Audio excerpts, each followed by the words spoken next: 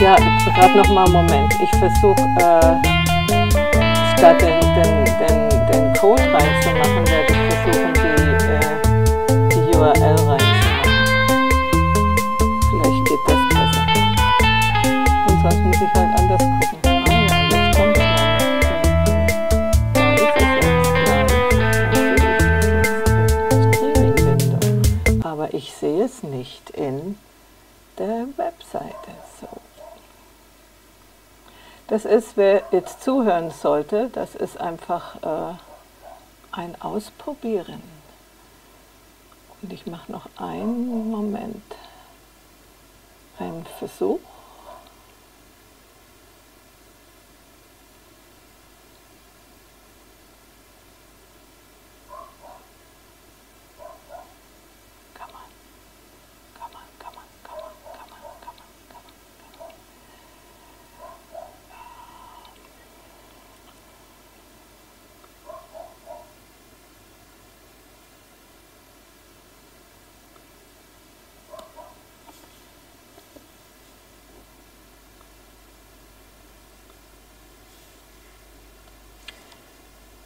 So, I think this trailer is gone and we are now trying to do a little bit of what we wanted to do, talking in English and talking. So, Go just ahead. to come back to it, so it's supposed to be streaming on your website?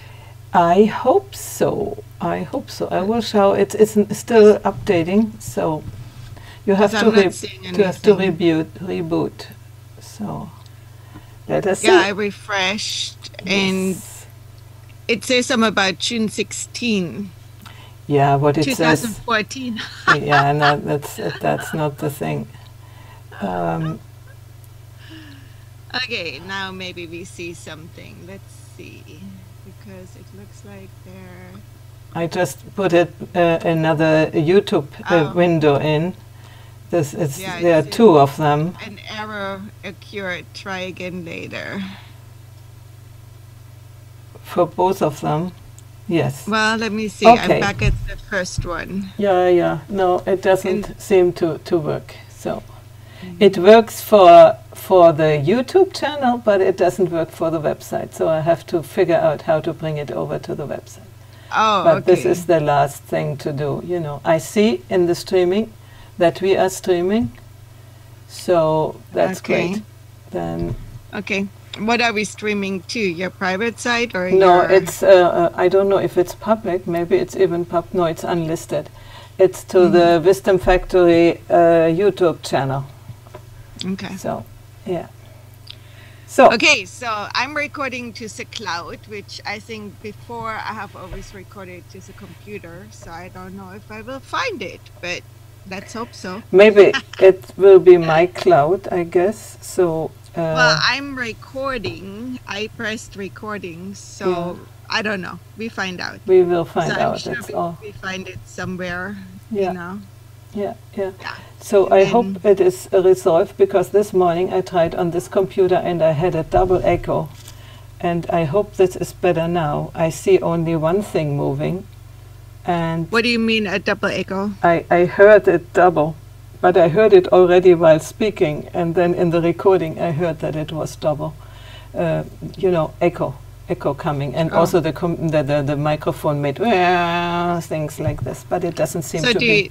you hear case. that right now? Because No. usually in your headphones you should be hearing what you hear. I know, in the I know. recording. I think it was in the settings that I had one microphone too much. I also had I think I had for Zoom, I had the Yeti microphone, and then they asked me here for OBS, what microphone do you want? And I said built in, and so it was double recording, I think. Oh, two microphones, yeah. Okay. That would be not good. And later, when we want to keep that, I can later cut the beginning away, and so we sort of start now, and so, yeah, starting with a new series in the Wisdom Factory, and we want to talk about how it was to grow up in Germany after the war.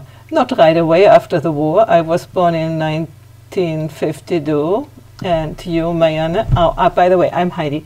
And Marianne is my sister, and she was born 1957. So it was already 7 and 12 years after the war. But in some way, it was a particular situation. And we try to sort of leave a legacy by trying to remember how it was like. And yeah, we are sisters and born in Coburg in Germany. And now I give over to you. Yeah, so basically at this point we don't really know what we're going to do, where it's all going to lead. Personally, for me, I started writing a book and was going to write about, well, it's November right now, and there is an initiative called NaNoWriMo, which is National Novel Writing Months, and I have participated in that before. And the idea is that in a month, you just put out a first draft and you write 50,000 words. And I had an intention of writing about something, but every time I sat down to writing, childhood stuff came up. And I said, wow, that's interesting. So that's something to explore. But at the same time, it came up, said I have huge gaps in my memory where I just don't know. I don't know the connections. I don't remember names. I don't remember this and that. And one of the things I do remember is that our mother and the old aunts we had coming very frequently to our house would talk about family relations a lot and about the connections. And I don't think I listened very much. I don't know. I hope Heidi did. Because part of this is, my quest to find out how are we connected, who was who, and also living in the United States, life is so different here from the things I grew up with. And I got deeply involved in permaculture, and part of it is that I felt, oh, this is just like we used to do things. This is a homecoming. And kids are so far away from what used to be our reality, like walking to the store instead of driving, or bringing your own bag, or not having crazy amount of packaging and so forth. That I feel we are kind of the in-between generation. We are still alive and we're still lucid enough to remember, besides me, obviously, since I don't remember. But, like now is the time to pull that together. So that's kind of the intention here. And even so, this is very personal between, Heidi and myself, and maybe our brothers will be part of it. We don't know, but it could happen. And they are older than us, so they would even know more or different memories from ours. I think, Heidi, you and I were born like almost at a different time, because I came about when things started to become a little bit easier. And you were still, your early childhood was still in a more difficult time, maybe, to put that, right? I think for me, one of the things I remember, and I could be wrong, but one of the things I remember is that our mother got her first washing machine when I was born. And I'm child number 4. And one of the realities of the time were cloth diapers. We are not talking about throwaway diapers. That means washing diapers by hand for 3 children. Just a lot of stuff like that, I think, is, it's something I see a lot of people wanting to go back to like, a reality of that, just because we have become so aware of overconsumption, of how we are destroying our environment with, all that luxury lifestyle we kind of take for granted, or don't even realize that it's truly a luxury.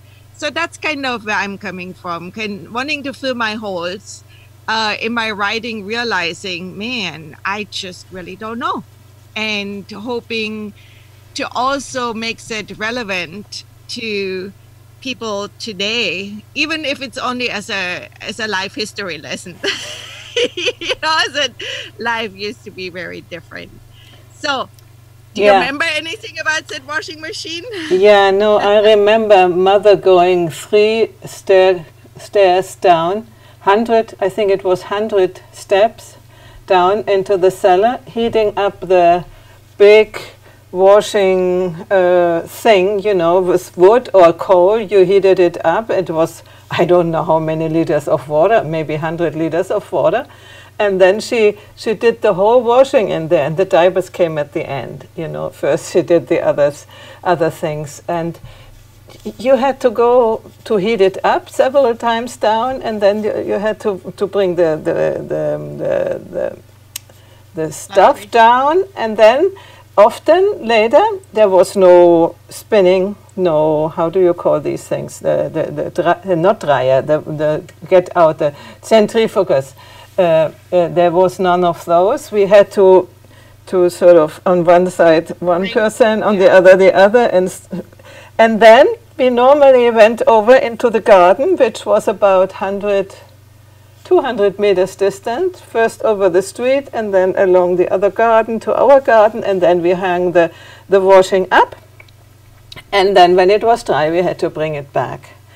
And that was, I really remember that. That was hard. I was a kid, yeah, but I had to go too and help with these things, you know.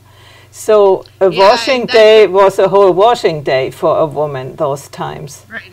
So did she have help, or was it? There was the Frau Marsch.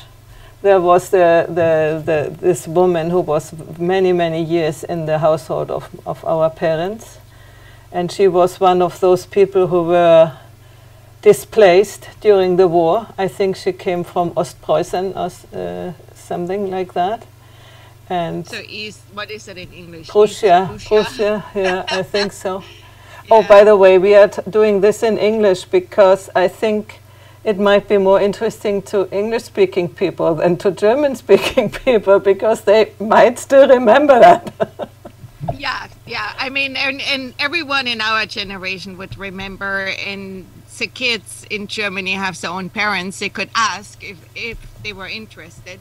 Plus, I think most German kids speak English. And then for myself, I have lived in the States for so long that my German sucks. So, you know, I probably could talk about childhood memories in German, because that's how I experienced in German.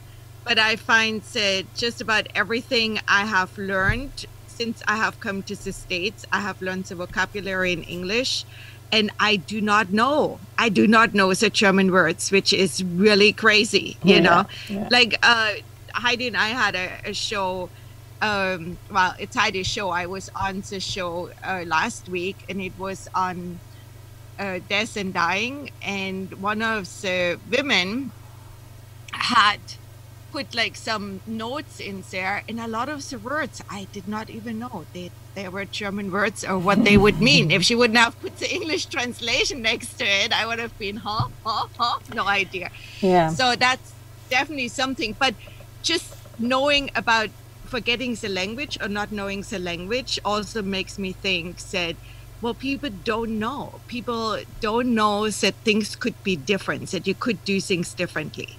You know, if you haven't experienced a different lifestyle or a different way of doing things, you just don't know unless you consciously look for it, you know. So I think that's kind of a little bit of our mission here, is to bring that together.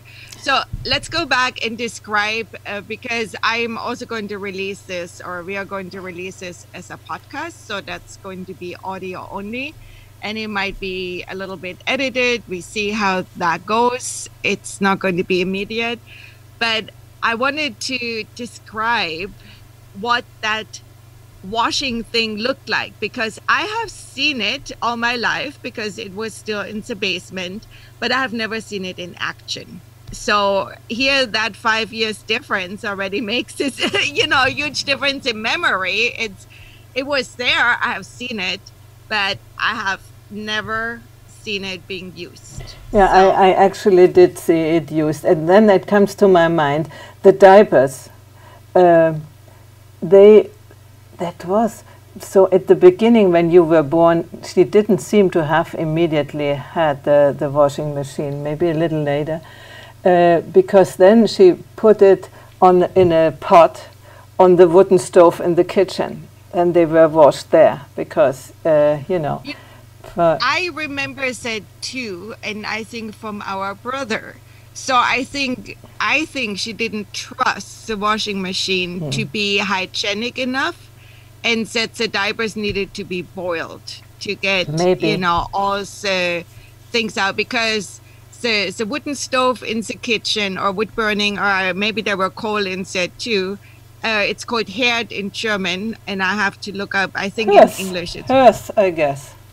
no, hers is different. That's kind of like the thing in front of the fireplace. Ah, okay. So that one would be like a wood burning cooking stove. And that one I very clearly remember as well. And I do remember big pots of diapers being washed. So I think the thing here was that, I mean, germ phobia was kind of big in a way, because Oh, yeah. Things got cleaned very That deeply. was the time when they exaggerated in cleaning, no? When everything had to be sterile, they don't get dirty. But we still were not so bad off, because we had the garden. And so we got dirty anyway as little kids, and we could eat earth and something, and so we could build our immune system. While when you lived in those times in the inside of a flat, people were crazy with disinfection and didn't know that this will be not too good for kids. It took a long time. People are now still like that, and I think worse, because I mean then people used hot water and boiling things, which is much different from using all the disinfection stuff. Yeah. I mean right now the stuff is like super duper germ killers, and it's really producing super bugs, but that's different. So this kettle down there, you have to imagine, I would say it was at least a yard or like a meter in diameter. A meter. So it was in the corner, and that it was round and how do you say, six. Not really round. It can be, like duck, like octagonal or sextagonal or something like that, yeah. Hexagon. And underneath there was this big opening about this. Oh, how can you see? About this. And for the wood. Going to be for the podcast. Yeah, and then there, I don't even know how they got the water in. I probably with I'm buckets. Sure with bucket. Yeah, you had to, because I mean, I don't even know how. There must have been a water source. Yeah, there was near the door to the X river, where there was this little balcony. There was So basically, you have to imagine it was a basement, but it wasn't underneath the soil. It was the earth. It was a raised basement, and it was raised because while we were little, there was a channel going behind the house, which had been diverted from a river. And that channel was supposed to power a mill further down the way. Oh, so no, wait. I don't think it was a mill. I think it was Färber.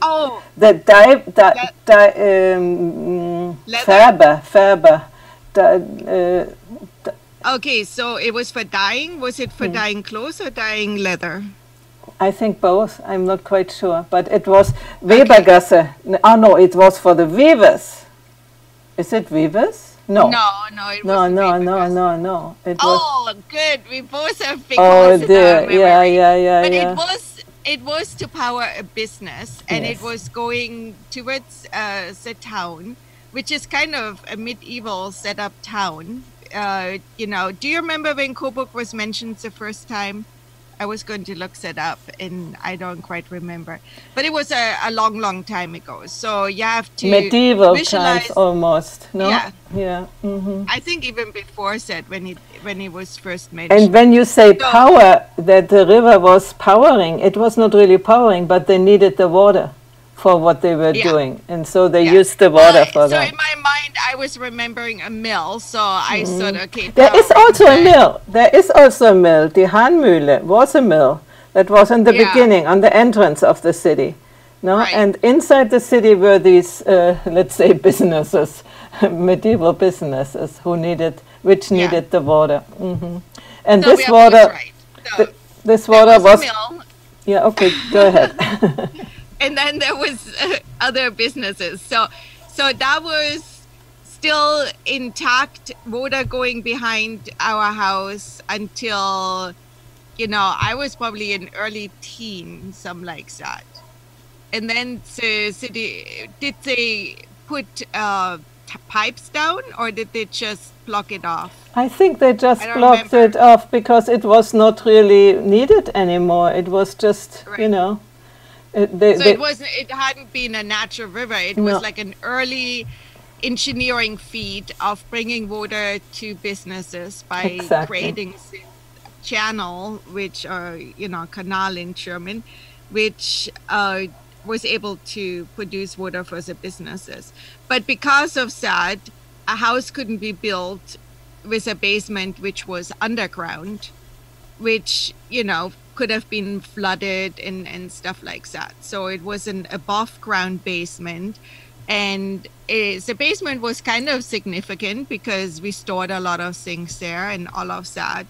And that particular, so coming back to our laundry thing, from what I remember, there was this laundry room, and then there was a little room after it where the coal was being stored. Yes. And so I'm not sure if the laundry thing was also being heated with coal or if it was wood only. Probably coal, because coal is longer burning. It's longer burning, but the laundry needs a quick burn. So I think, I can't remember completely because I don't think I was there for heating it, but I remember to go down and see, you know, this laundry thing. It is a big, big kettle.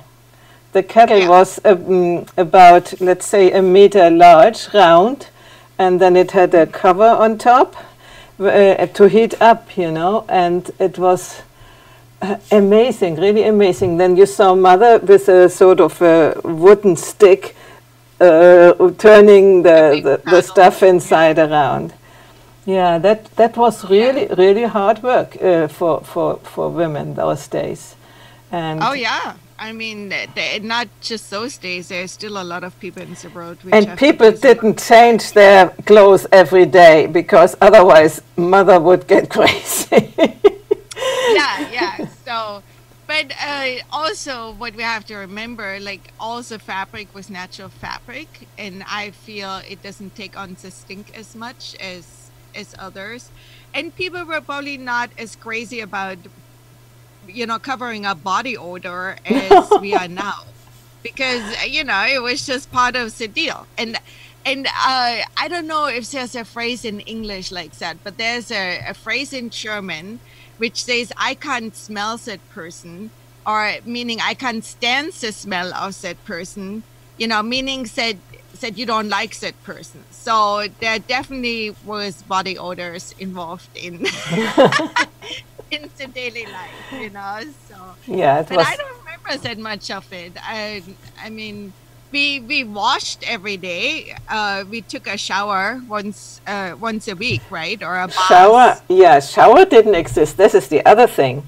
We had a bathroom, and we were fortunate to have a bathroom in the 3rd floor. So some renewal had been done probably after the war, because I remember my mother saying that they had the toilet halfway down. So in some time they put a bathroom in all the flats. There were 3 flats altogether in this house, and we as kids had once a week a bath, and it was an old bathtub, you know, of iron with these feet like lions' feet. Yeah. And in itself very cold. So the water had to be very, very hot because half of the water, of the heat of the water, you needed to heat up the bathtub. And then the water was heated also by a stove. It was a huge thing, not so large, a round column, let's say, but high, about 1.5 meters, more or less.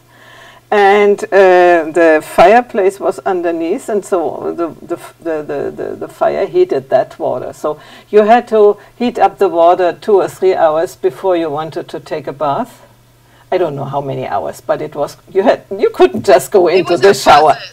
You couldn't just turn on the water. And also, just to do you remember what years the house was built we were living in? I think in around the 1890 something. So I said it was before that. Not much. But whatever. At the time, I don't think there was a sewer system. I'm pretty sure those toilets, which were in the middle of the stairs, basically, that they were the good old Blumsklo, which is what I have to look up. Yeah, at the beginning probably, but I think that was relatively early because it was easy to get that out, you know, near the staircase, and then there's the river right there, and it goes into the river. No, there was no sewing system like we have today. That's what I mean. It wasn't like going to a sewage plant or whatever. No, but I don't think it stayed inside the house. I think it went out. No. Yeah, I think so. Yeah, but not in, you know, like it was in the Middle Ages, that your stuff, your whatever you got rid of, body-wise or trash, just went either out in the street or out in the river, you know. But you have to say that there was not so much trash as it is today. And most of the trash was organic. And so we had a garden, we had a compost heap. So most of the trash we produced could go there. And actually in former times when they had these, what we call Plumpsklo in German, when we had these toilets where the caca was collected and was still there. And then twice a year they were taken out and they were used for fertilizing the gardens, you know. Not in our place because we were a city house, you know, at that time. So, but before, I'm sure it was like that. Well, of course. I mean, human manure used to be a very vital source of fertilization, and people are getting back to that. You know, that's why I'm saying, like, we're at a phase where there are a lot of young people which are realizing that we can't just go on like we did before. You know, or like we are doing right now, where we're very high energy usage, very far removed from nature, hard on using resources, because that's definitely one way we grew up, is like nothing was thrown away. Everything was getting reused until it was impossible to reuse it again. And you were one of the victims of that, because you always had to wear the dresses. I didn't get in anymore, but I got them from somebody else normally, you know, from in the friendships of the parents. They had somebody who had a daughter who is older, so I got this stuff, and then you got it. And it was not thrown away anything, and sort of it is, it has imprinted me in many ways. I still use the things so often, and every time I have really to throw away something, my heart is bleeding, sort of, you know, because when I see other people throw away the stuff, it's, how can you be so wasteful, so just, it's not in my mindset, and I'm sure it comes from that time, and that's one of the things I'm grateful for, that we have learned to make good use of the things we have, you know. Yeah, absolutely. I definitely have said same thing. Said it's very hard for me to get rid of something which is still useful. And actually, since we were talking clothing, I do remember when we were little, we would bring old clothing to the paper factory and they would buy it. You would bring your old newspaper and your old clothing. And again, remember, this was all natural fibers. It wasn't polyester and, you know, all kinds of crazy things which cannot be, well, a lot of it can be reused, but it's a more difficult. Oh, sorry. Salute. You know, it's a more difficult process. So yeah, so basically everything has been used to, you know, until, yeah, then it would come back to you as paper and then the paper gets recycled. So it was an endless recycle and not have to use new things all over again. And clothing is a huge factor right now in the trash problem we have in the world. You know, it's really crazy. And I don't know how it is in Italy and Germany, but here there are a lot of stores where you can buy clothes very cheaply. But it only lasts for, you know, you wear it 5 times and it's completely out of shape or washed out or whatever. So we used to have stuff which was, you could wear it a lifetime.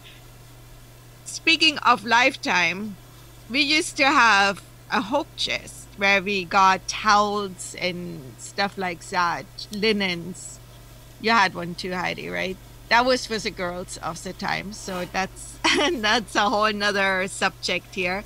But since we have been kind of having a theme of laundry today, I have linen towels from that hope chest I'm still using 40 years later from starting to use it. And they're fine. They're not awful looking. Yeah, and our washing machines are pretty bad. For me, the first towels are falling into pieces now after 40 years. So that's, but I think that's right. After 40 years, they are allowed to. Yeah, absolutely. Absolutely. But yeah, I mean, partly is that they last so long is that, you know, we have more obviously than in the olden days where you might have had 3 and that's it, you know. Yeah. I still have some towels with embroidery of Marianne Weisse, of the aunt who has, how do you say, stitched it in, the name. And it's a monogram, yeah. And it was hand stitched, yeah. And that was really in the old-fashioned way. And these are really old linen things. While I had, the towels I'm talking about, that was already frotté. And it was already sort of almost modern. So because frotté is terry clothes, in at least in American English. Yeah, okay. And that was already, you know, bought in the 60s. And the 60s, that was more modern. 60s, there began the change into more, you know, mass production and into having more things and beginning to throw away old things and being attention on fashion and not wearing the whole life the same coat or whatever, you know. While in the 50s, where I grew up as a child, there was no way to not use the old things, let's say. Yeah. Oh yeah, absolutely. And you know, it's funny, I still like hand-me-downs the best. Because, well, for me, I don't like very many things which are offered in the store, because usually there's a certain fashion and then that's what you get everywhere. If it fits your body or not, or if it fits your lifestyle or not, you know, like everything is kind of like the same stuff. And most of it is boring. And the stuff I really like is so expensive that I can't afford it. So I much rather get like a whole bag of hand-me-downs and find a few things I like. Yeah, but the thing is, you are very good in sewing and doing this thing. I remember I was so impressed when I came, when your brother-in-law married in Sacramento, and I was first seeing you. And you, the day before, you made new dresses for everybody, including me. and jackets and stuff where when I did that in my early years, I would use a week or something for do a thing like this, and then it wouldn't come out well. And you did it at night in 3 hours, the thing was done, and I said, oh, how did you do that, you know? So you had the possibility, but not everybody is so good in these things, you know? Well, but we were trained. I mean, that's definitely one of the things too. I feel, okay, this is really judgmental, and we might, whatever. I'm sticking to my judgmentalness here, but there are a lot of people here which know how to crochet, maybe, and they do like a pot holder. And they're calling it fiber art and are very, proud of this thing. And I'm like, oh, we did that when we were 5 or 6, because, when we were little, we were trained. We knew how to knit, we knew how to crochet, we knew how to sew, we knew how to darn socks and stuff. And I'm not darning socks. I hate it. But just an aside, I just did an interview with a guy who is really into sustainable clothing, and he told me about a company where you can buy socks with a lifetime guarantee, and they darn them for you if they get a hole. So I'm like, cool. Yeah, but this is also a surprise to me that people don't know these things anymore, or to put a button on your jacket. We did this in the first class in elementary school. We learned that, and then instead of teaching also boys how to do that, they abolished these things. That seems to me absurd, you know. Yeah, that's very absurd, and it leads to, oh, I have a button missing, I have to sew this away, which, would have just shocked everyone. But, part of it is too how the fashion industry has developed, because things are much cheaper now. If you have plunked down, whatever, a few $100s for a piece of clothing, and you're not in an income level where that is easy, I mean, we always have to think about that too. For some people, however expensive it is, it doesn't matter because they have plenty, it doesn't hurt. But if you had to save for that thing and, finally you have that piece of clothing, you want it to last a long time. And I remember our former sister-in-law, she would have one black skirt, and that was the skirt she would wear all season, because you can just accessorize it with something else. And I'm pretty sure it was wool, so it doesn't take on smells. You can air it out. Who this is that? Who? Sylvie. Ah, Sylvie. Okay. Mm-hmm. Sylvie. Yeah, she had a real flair for, putting things together, but having really, really good quality items.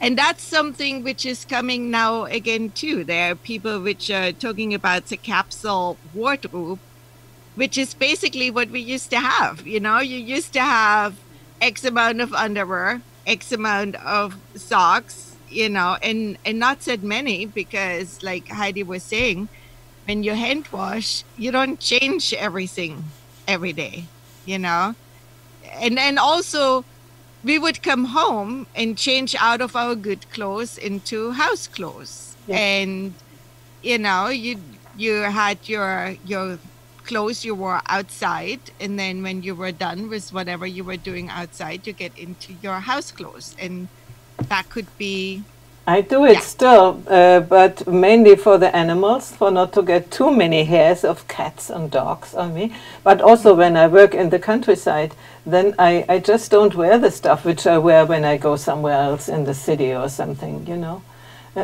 because I don't want to throw the things away only because I have a stain on it, So I try not to make stains, let's say. I know. And I do that too. But for me, I spend so much time not going somewhere that I end up in,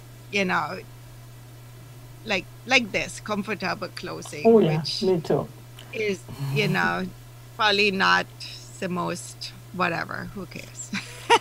Who cares, yeah. So hang cloths over the mirrors. coming back to our childhood, I think this is the good part of our childhood, that to a certain degree we didn't buy into the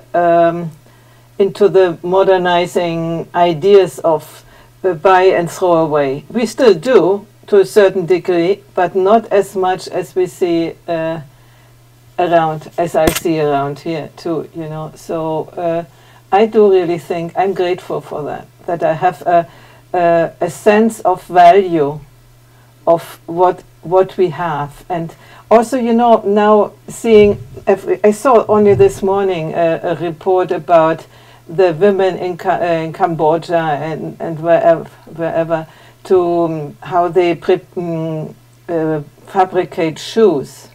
They are held like slaves, and they don't almost get no money for Nike shoes. You know, they have to work the whole time, and we never think about when we buy. And Nike shoes even cost a lot. So where does the money go?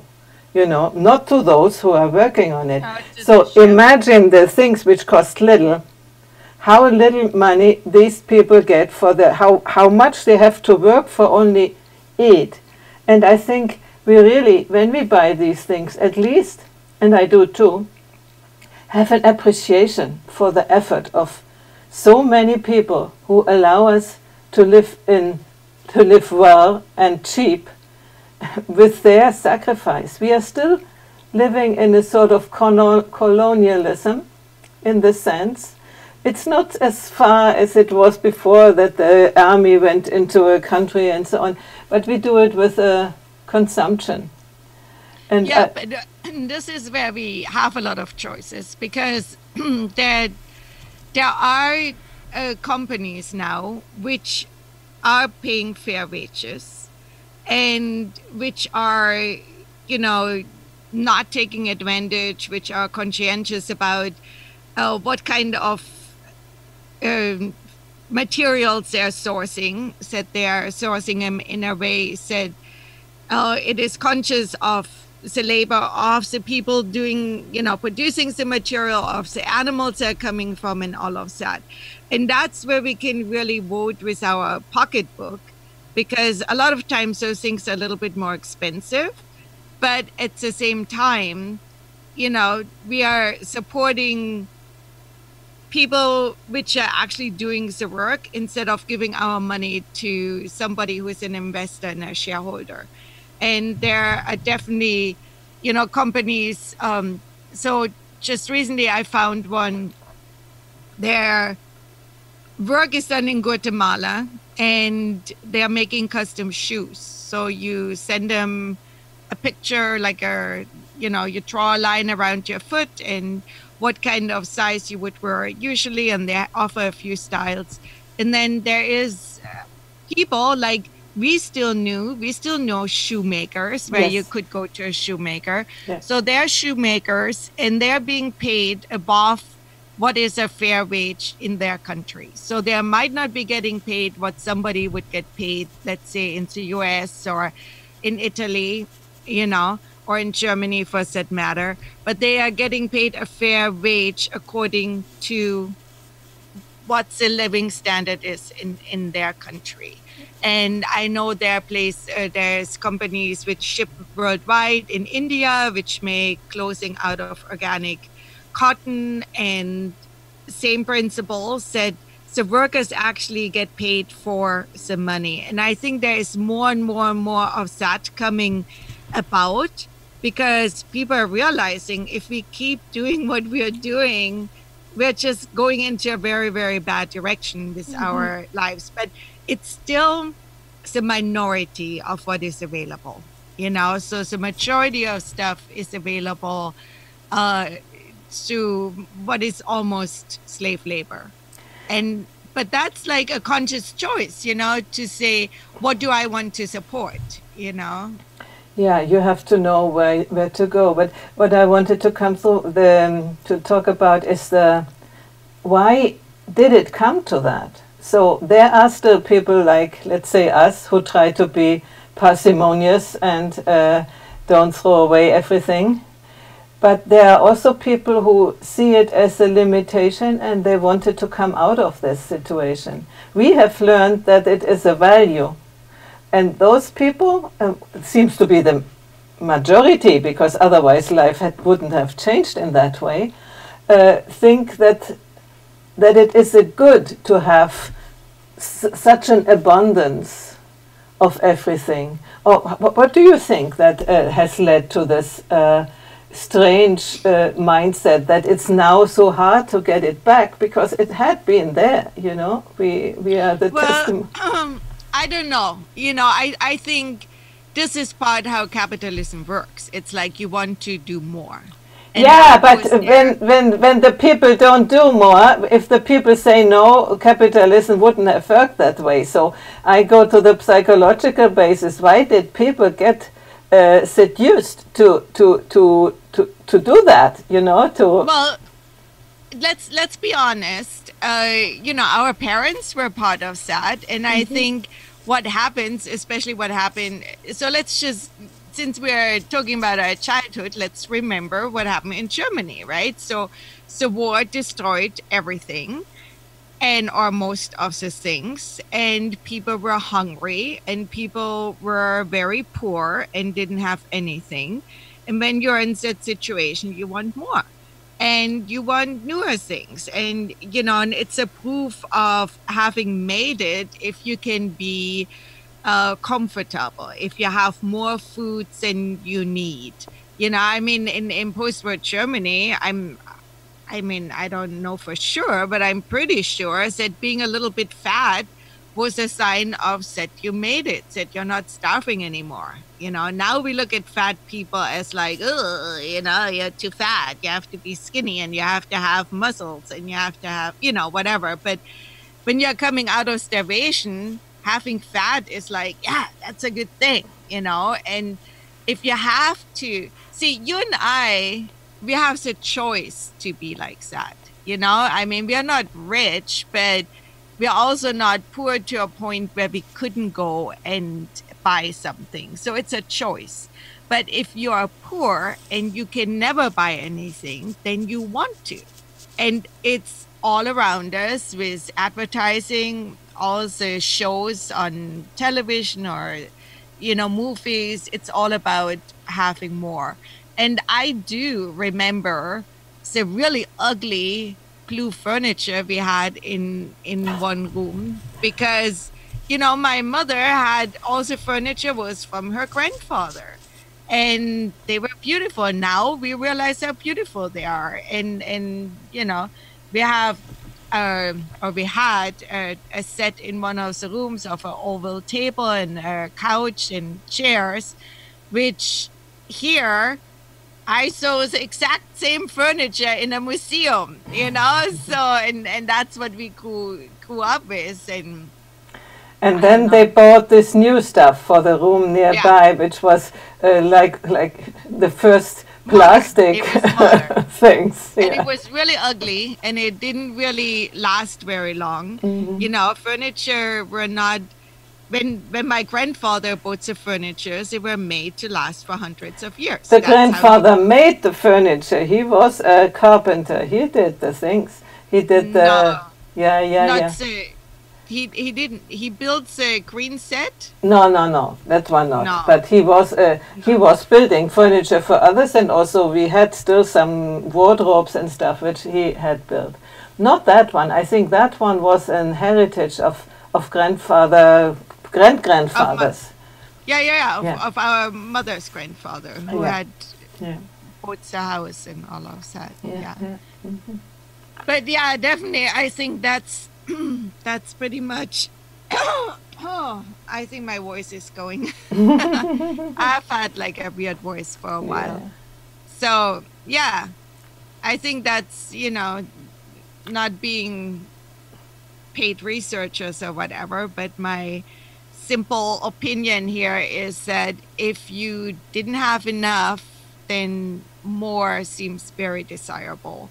And I feel you don't know where to stop, no? Where is enough? You don't know it anymore. Right. And really, I mean, people growing up right now, that is the message you get all the time. Said you need to buy more. And I don't know how it is in Europe because I haven't lived in Europe in a long time. It will be the same, but I avoid to go there where all the advertisers. In Christmas time, I never go to any city because I don't want to have that trouble. And so I don't know. Yeah. Anyway, yeah. That's but part. Here it's almost like the feelings that you're a good citizen if you go into debt and spend, because that's going to make your economy grow. And I think most people, at least in the crowd I'm hanging with, is saying you cannot grow forever. Nature does not grow forever. There has to be rejuvenation. Things have an ending. You cannot just keep going. And so that's definitely part of, why I did the Sustainable Living podcast. We need to change that around. Yeah. But at this point, this one is more about saying how was it, and maybe we can bring about some interesting points, how it could be different. Yeah, and this is a great idea you have, and I think we will follow up with that. For today, I think we have quite covered a little bit of German history. Covered a little bit of the difficulties of laundry, which that in itself, I think water and housework has been something which has held women down for a long time. And so that's definitely something to think about too, why a lot of that consumption seems very attractive or is very attractive. If you live such a physical a life of physical hard labor like that, And it has the technology, even if today people are so crazy and angry with patriarchy, what they say, but patriarchy has developed technology, and technology at the end has liberated the women from this hard work, because a washing machine and the dryer and all the machines we have around, they are really saving time. And so it is still mainly women's work to take care for the children and for the household. And before there was just no time for anything else. And now we are much more free to do something else. And I thank God, or whoever, for the progress we have done. The only thing which I would say as a closing word, and it ties also into that what we said before, we should know where the limits are, where we shouldn't go over, where we shouldn't exaggerate with all that, where we shouldn't go into too much consumption or too much, help machines everywhere, robots and everything, and then you get completely dependent on machines and don't know anymore how to put a button on, something like that. So for me, that would be the learning of the past. Yes, good that we have this progress, but keep it in a certain sustainable way and don't exaggerate. We will kill ourselves otherwise. Yep, that could happen. Yeah. Okay, well, that was fun. Let's do it again soon. Okay. And now we find out if we got the recording or not. Okay, I'm stopping. You stop recording, I stop streaming.